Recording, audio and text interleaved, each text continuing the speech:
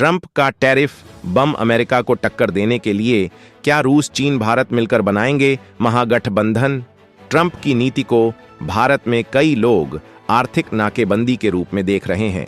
इसके जवाब में भारत रूस और चीन जैसे देशों के साथ अपने रिश्तों को और मजबूत करने की दिशा में कदम उठा सकता है।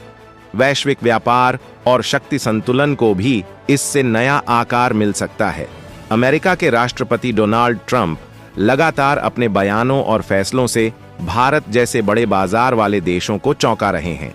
उन्होंने हाल ही में बड़ी घोषणा की है जिसमें भारत सहित कई देशों पर 25% टैरिफ लगाने और रूस के खिलाफ कड़े रुख की धमकी दी गई है। अमेरिका की लगातार बदलती रणनीति के कारण भारत को भी आने वाले समय में अपनी नीतियों में बदलाव की जरूरत दिख रही है।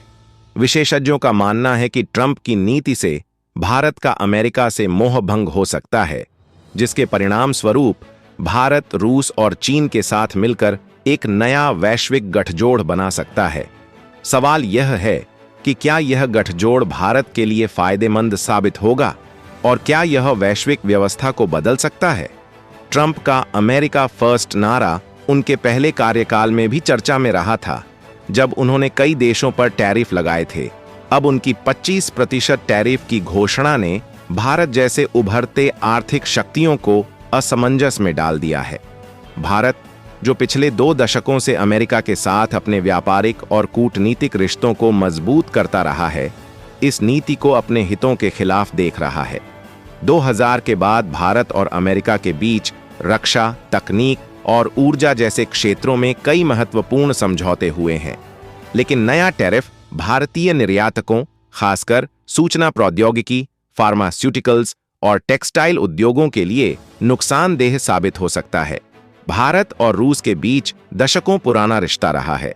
शीत युद्ध के दौरान सोवियत संघ भारत का सबसे बड़ा सैन्य और कूटनीतिक साझेदार था।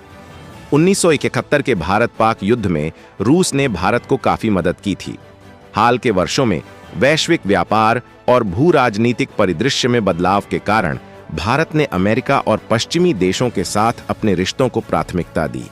फिर भी रूस के साथ भारत के रिश्तों में कभी कोई बड़ी दरार नहीं आई।